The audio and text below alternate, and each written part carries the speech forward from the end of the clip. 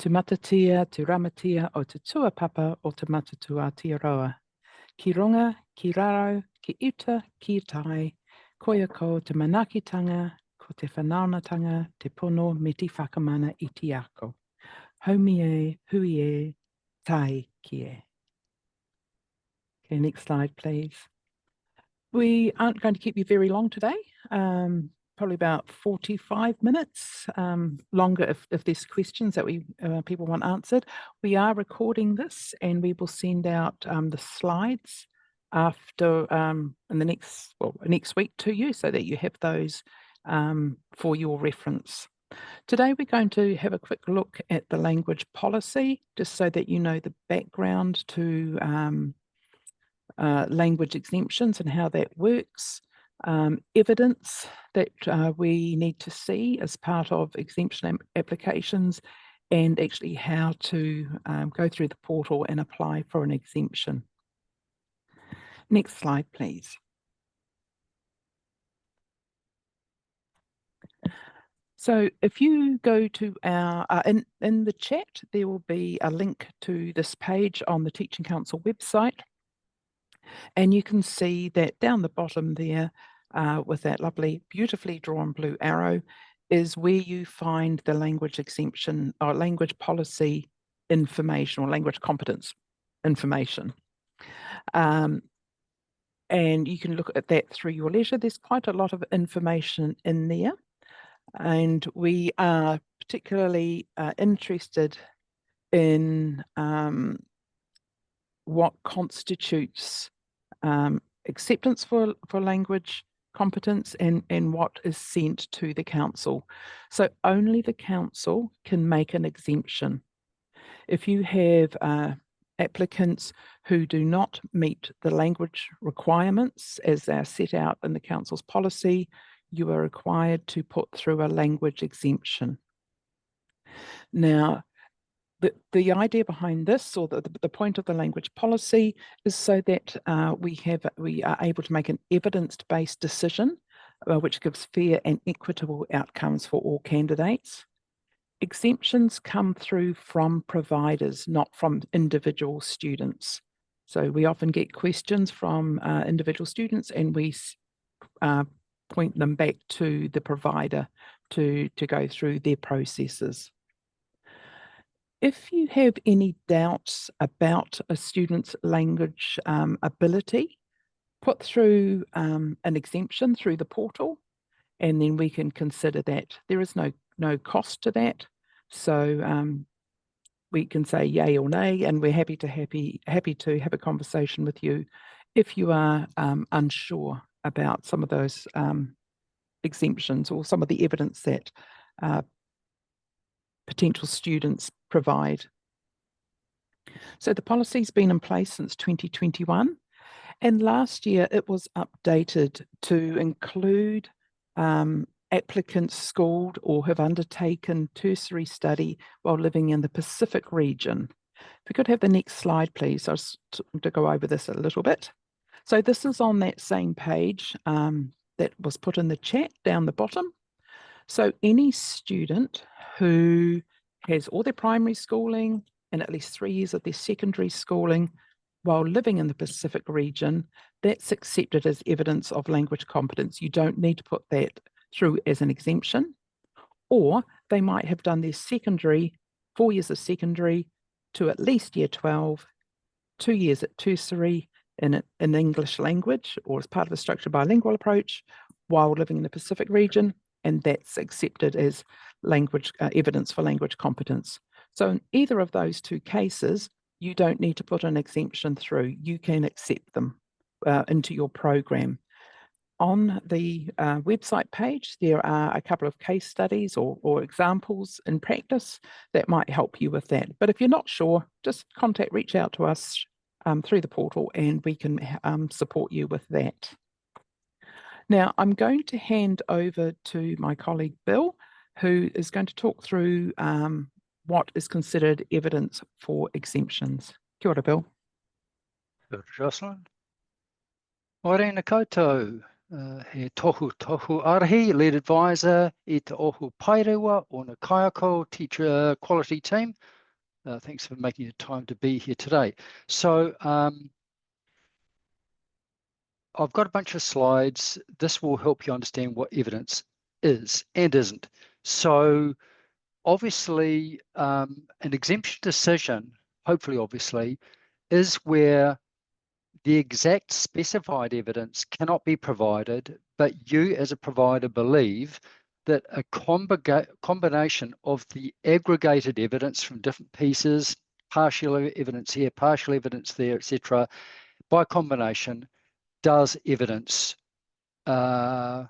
language competence as required by the policy. So that's the basis for the next few slides. Next slide, please. Here are essentially the categories that we're going to cover in the next few slides. The schooling, tertiary study, English language learning, approved tests, work experience, testimonials, and other. So let's look at those in detail. So here I'm actually going to start with what doesn't count, because sometimes if you realize what doesn't count, then you realize everything else does count. So sometimes we get applications which have got pages and pages and pages of information material we cannot use, and that represents information that the provider has got together, scanned, etc., that they didn't need to scan and send through to us. So there is no point having photos from the school, for example, walls of the classroom. If there are testimonials that say that, that someone is a wonderful person, has got great values, etc., but there's no reference to English language ability, we can't use any of those testimonials. Documents like passports, driver's licenses, etc., even short courses, like if I've done a first aid course, that has got no real value for evidence in the policy's view. So learning stories, etc. So don't bring us that, but there's lots more you can bring us, which is in the next slide or next few slides. So the evidence of schooling, UE itself, UE literacy credits, it says level 2, level 3, but the policy team has verified for us that there are actually some level 4 standards in the approved list on the NZQA site. So level 4 does count. And as you will see in the policies, that there's that reference to primary plus 3 is secondary, or 6 years of education to year 12, including 2 years of tertiary. Now, the policy says that that means in an approved country, and you know what the approved countries are, but it also stipulates that it's face-to-face, which is not always the case for some students, so keep an eye on that. Next slide, please. So once again, not going to go through all of the tests. If you go to the website, it'll have the most up-to-date tests. There has thankfully been a movement away from an IELTS only approach, and more providers are looking beyond IELTS, although IELTS is fine. Please note that since COVID, there's an increased appreciation to use online. In other words, testing that is not done face-to-face. Some tests are approved for that and others not. The website will have that. Meeting all 4 domains is required, and an overall is also an interesting benchmark for the panel. What you need to know, and most providers do know this, is that provided the test is 2 years, or provided multiple tests are all within 2 years, you can mix tests and mix types of tests endlessly to achieve reading, writing, listening, and speaking. For example, you can take a 1-year-old test, PT for writing, with a 6-month-old test for IELTS for listening, etc., and you can aggregate those. And if you can aggregate those so that there is a pass in every single domain within the last 2 years, that doesn't have to be an exemption application. You can recognize that as being passed yourselves. The other thing is time-elapse tests. Time-elapse tests you can't use for making your own decisions about a student being met, but the exemption panel can. So say, for example, if there's a concern with reading and writing, but the panel can see a recently elapsed test for reading and a recently elapsed test for writing, that might be, along with some other information, might be quite an easy approval decision for the panel. So consider using time-lapse tests as part of an application. Next slide, please. Tertiary, so they need to be, the policy stipulates level 7 or above, over 2 years to complete, face-to-face as being the delivery method, obviously English the primary language of instruction. The approved countries, you'll know what they are. The reason that we get significant numbers of applications using tertiary study as the primary basis for the application is that, for example, if it says 2 years to complete, if you have 2 individual qualifications, 1 year over level 7, another qualification over level 7, together they took 2 years or over to complete, but individually they don't. So that would once again be an easy exemption decision for the panel, the council panel, to make, but you can't make that. So that's, you know, please be aware that we can mix qualifications easily. Another thing that trips some providers up is they might have an applicant with a PhD from an approved country, and first reaction is, hey, you can't get a higher qualification than a PhD. That's level 9. That's not level 7. That's got to be an approved. It's got, you know, we should be able to approve that. The nature of some study, however, is that, you know, PhDs being a prime example, is that the applicant, I'm going to exaggerate here, but for the purposes of this this talk, you can almost lock yourself in a room, come out occasionally to meet with your supervisor, and gain an extremely well-acclaimed PhD. It might not mean that you've actually had to use all 4 domains to gain that qualification. So that's why the panel will not necessarily look at a higher qualification and say, hey, that's definite approved. So just be aware of that. Next slide, please. Work experience testimonials. So the panel will look closely when a New Zealand registered professional leader writes on behalf of one of your applicants. If they are talking about, if they have, for example, are working as an untrained teacher in a EC centre, or if they're working as a teacher aide in a school or a kura, that is interesting to hear about how they conduct themselves linguistically, I guess the 4 domains in that work. The testimonials, if you do produce one for your applicants, as we said a few slides ago, the only testimonials that have got real strength in these, you know, for a panel decision, is where they specifically mention the 4 domains. If they do, and the application is strong in those 4 domains, it makes a panel decision quite simple, or relatively simple. If it doesn't mention those, or if it just says they've got great communication in English, it doesn't tell the panel enough about the 4 domains. So if there's a testimonial, letterhead tells us, gives us a strong clue that this is a valid reference. Next slide, please. Stat Dex falls into the category of other. So it is not the preferred evidence. If there is evidence elsewhere that tells the panel directly this or that, we would prefer this or that. But in some circumstances where, for example, a school has closed many years ago, a school burnt down, relocated, records destroyed, it is very hard for an applicant sometimes to prove that they, for example, were schooled in an approved country at the school that doesn't exist anymore.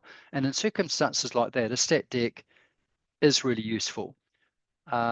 Please note that that the stat dec that some providers are still using, was actually written for the old policy, and providers are still using it for this new policy, and it doesn't work very well, especially the first page, because the first page of that stat dec asks, you know, what what was the language of upbringing for this applicant? What language did mum speak? What language did dad speak, etc.? That has got no value under the new policy. So be wary. If you're using the old stat deck, don't expect that that will necessarily carry huge weight. On the other hand, if it talks on the next page about what was the nature of your schooling, what was the nature of your tertiary qualifications within an approved country, that is more useful. The other stat deck that is available is the generic New Zealand government stat deck. I think it's found under internal affairs. I might be wrong. And that would allow an applicant to configure that stat deck specifically for evidence that fits under this policy. Of course, got to be witnessed by a JP professional leader, etc. And I think we're winding up my part. Next slide, please. Applicants with a publication or presentation history. So this would also count as other. So if, say, for example, you've got an applicant who has written lots of research articles, once again, it will show certainly strength in writing. It will probably show strength in reading. Listening and speaking, once again, that will be less clear. So don't discount that as part of an application, but be wary about its overall strength. Next slide, and I think I'm handing over to Talia. Yes, I am, Talia. Ngā mihi, Bill. Ko Talia toku ingoa, he tohu ahau, he taituara o te ropu matatau ahau, he tui take matatau ahau. I'm an advisor, a competence case coordinator and competence secretariat in the teacher quality team. Lovely to have you join us today and put faces to many of the names that I've been communicating with about language exemptions, so welcome. So I'll be taking you through how to request a language exemption in the ITE portal today. So some of you will have the portal reference guide. So this has been updated as at the end of 2024, and we'll shortly share that link with you in the chat to the guide. So we encourage you to download that and have a read through. This is also available on our website, and we encourage you to share with everyone in your organisation who needs to have a portal account. So if you haven't got a portal account and need one, like you're making exemptions, this is really great timing because the Teaching Council's teacher quality team will be reaching out to all heads of providers this week or next, requesting an update to that crucial, important information. So that we're making sure we're contacting the right people.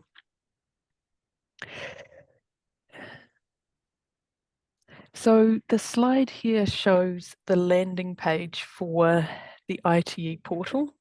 So once you reach the home screen, you'll see several functions for the portal, including where to upload program review, program approval documentation, and where to apply for a program change. So this is related to exemptions, which is that top left tile there. Next slide, please. So this screen will then appear and you will click on Create Application, which has been highlighted. Next slide, please.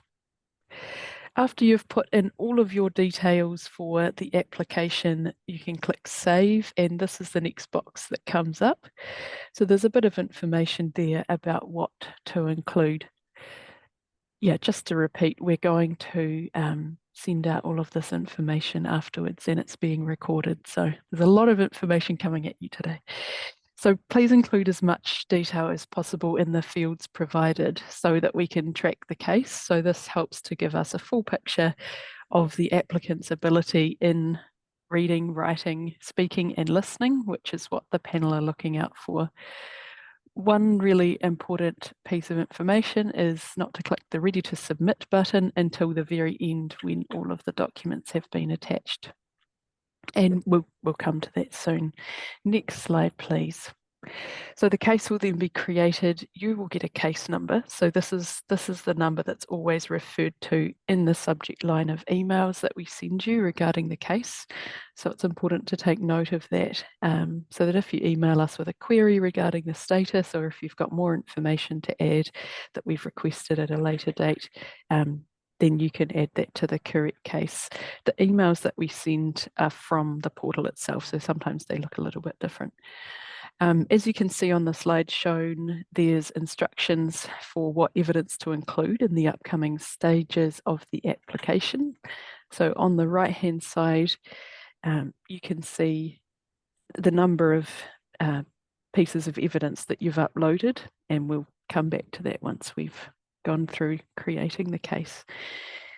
Okay, so this is the stage where you add your evidence and documents. So you can add them in and then click upload. After you've clicked upload, you're going to put a brief description of the evidence, remembering that the evidence has to demonstrate a high standard of English language competency, including those helpful pieces that Bill has referred to earlier. Let's go to the next slide. So these are the boxes you can tick for the type of evidence you're uploading. It's ideal for the language panel if your evidence is in one PDF or a few PDFs. It means that when we come to do all of our cases, it's really quick. We can go through each piece without having to go in and out and find each piece of evidence. So you can select the types of evidence that are there, as many as you need. Next slide, please. So there's two ways you can upload your evidence. You can drag it from where it is on your computer and drop it into the upload files button. So you simply hover across the drop files icon, and when you drop it, it will come up with the little box that says evidence upload successful. You can click upload in as the second option and select the evidence manually. So if you do have more than one piece of evidence, you can hold down the control key and click multiple files at once. That'll save you uploading one by one. Once you've uploaded, click OK and then next, and then the screen will list your evidence. Next slide, please. So the next screen asks if you'd like to upload more evidence, yes or no. And you're going to complete the process again if you've got more.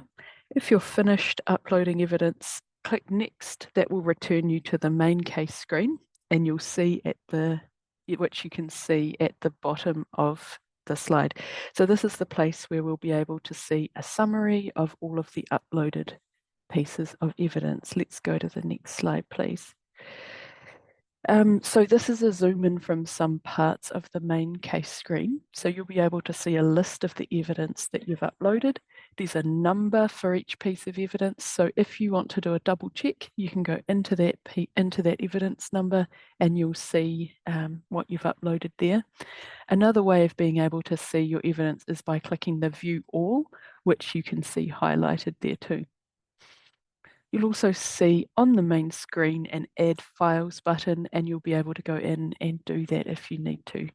Let's go to the next slide. Okay, this is the stage where we submit the application. Hurrah.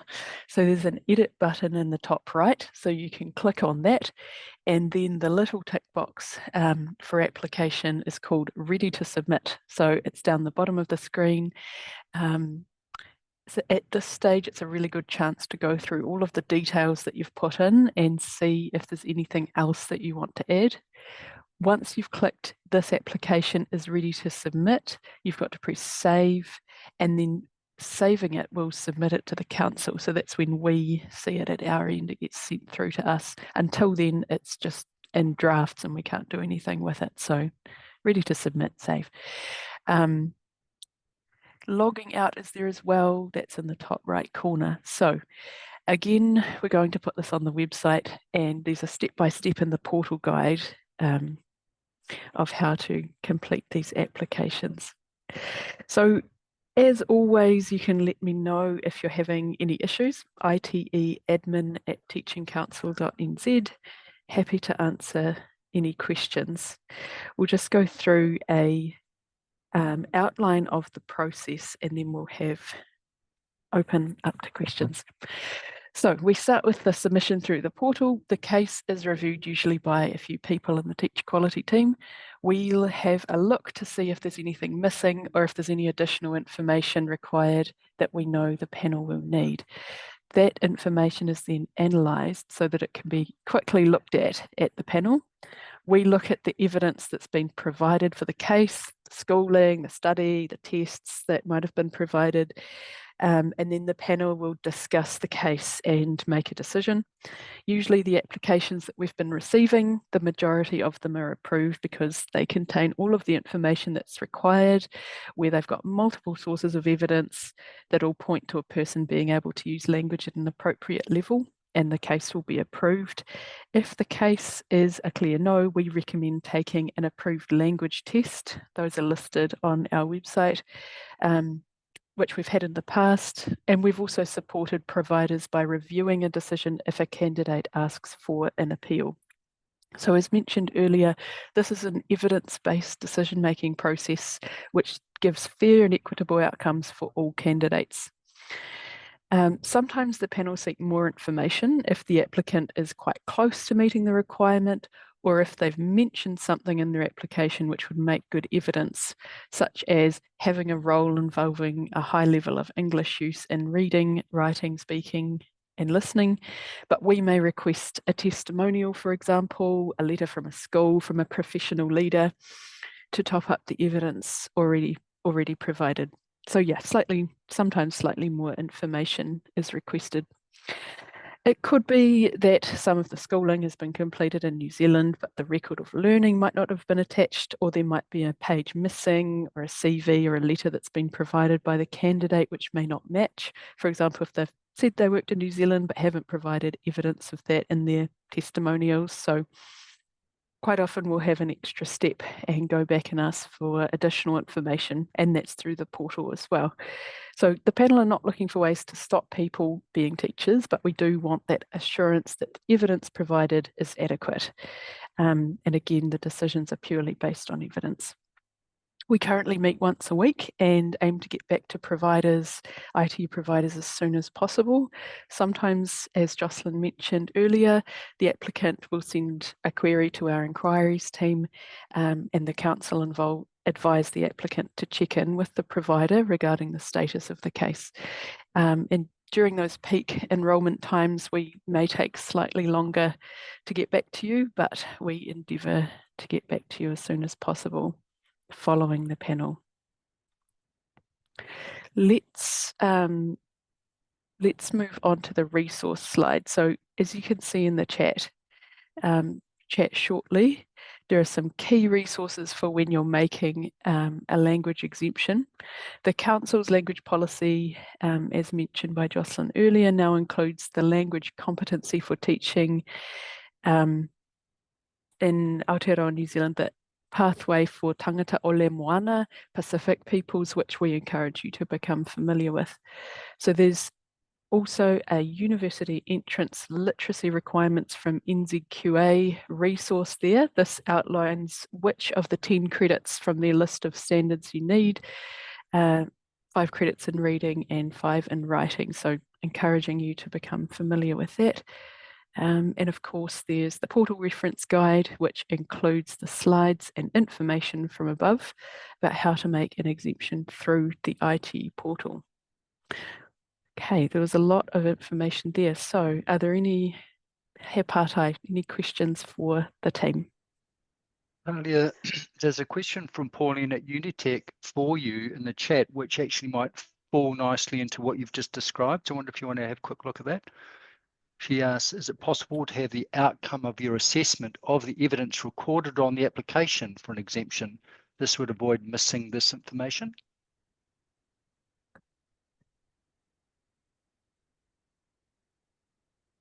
Is it possible to have the outcome of your assessment of the evidence recorded on the application for an exemption? So we currently send an email with the outcome. So sometimes the email doesn't arrive. That's occurred for me recently. Oh, okay. So I'm just suggesting, is there some way, and then I don't have to contact someone, I can just see in the application itself that you've what the outcome is, yes or no. Is that possible? Yeah, let me look into that, Pauline. Because I know you've looked at it, because I can see you've looked at it, because that's recorded on the application. But the outcome would be good, and then that would stop having to make those emails, you know. Absolutely. Yeah, that's something that we can follow up with our IT team and see if the portal can have that function. Yeah, absolutely. Thanks. Also have the question about whether Duolingo would be approved as a suitable test. We have taken that to the policy team who oversees obviously all decisions about the English language policy, and they are considering that as well as some other tests for possible approval in the future. As at the moment, not yet. Not in any order. Tracy's question about the Teaching Council stat deck. We're not issuing the old stat deck for obvious reasons because it doesn't meet the policy. You can find the generic government one, and we have got a draft new stat deck that does meet the policy, but it hasn't been approved for use yet. So Tracy, if you just, I guess your only option is the generic government one at the moment. Linda asks the online about whether programs that had to go online, online and not face-to-face during COVID, whether or not providers can make their own allowances for that when regarding information.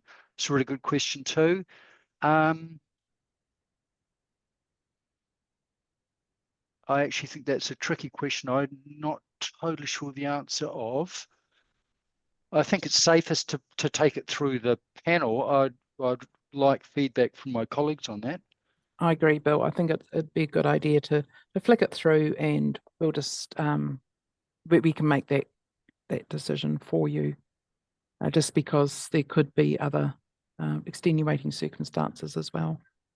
Yeah, we do acknowledge though that does affect a lot of students over a significant period of time. So yeah, it is a challenge.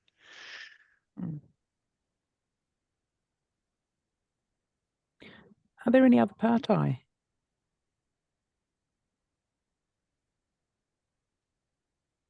No? Okay. Well, if you do, please feel free to contact us through the ITE admin at teachingcouncil.nz email, and we can get back to you if it's around generic understanding of the language competency policy.